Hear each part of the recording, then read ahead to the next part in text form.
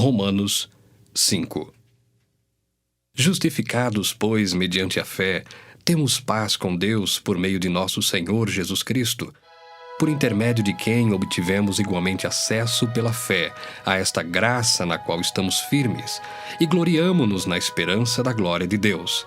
E não somente isto, mas também nos gloriamos nas próprias tribulações, sabendo que a tribulação produz perseverança, e a perseverança, experiência, e a experiência, esperança.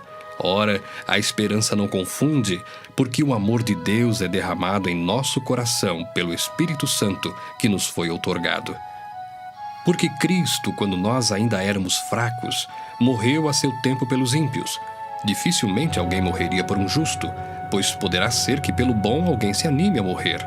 Mas Deus prova o seu próprio amor para conosco pelo fato de ter Cristo morrido por nós, sendo nós ainda pecadores. Logo, muito mais agora, sendo justificados pelo seu sangue, seremos por ele salvos da ira. Porque se nós, quando inimigos, fomos reconciliados com Deus mediante a morte do seu Filho, muito mais, estando já reconciliados, seremos salvos pela sua vida. E não apenas isto, mas também nos gloriamos em Deus por nosso Senhor Jesus Cristo, por intermédio de quem recebemos agora a reconciliação.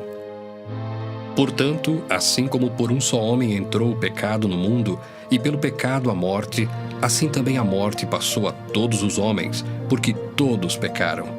Porque até ao regime da lei havia pecado no mundo, mas o pecado não é levado em conta quando não há lei. Entretanto, reinou a morte desde Adão até Moisés, mesmo sobre aqueles que não pecaram à semelhança da transgressão de Adão, o qual prefigurava aquele que havia de vir.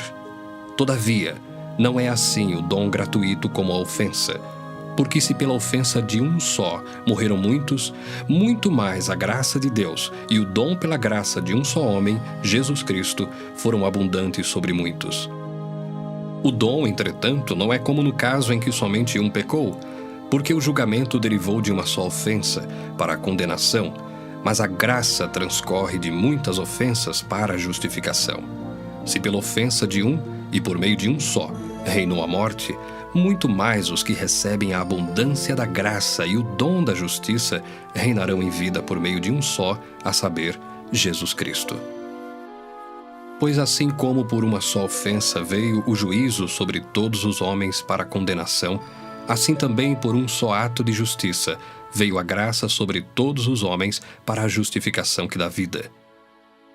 Porque como pela desobediência de um só homem, muitos se tornaram pecadores, assim também, por meio da obediência de um só, muitos se tornarão justos.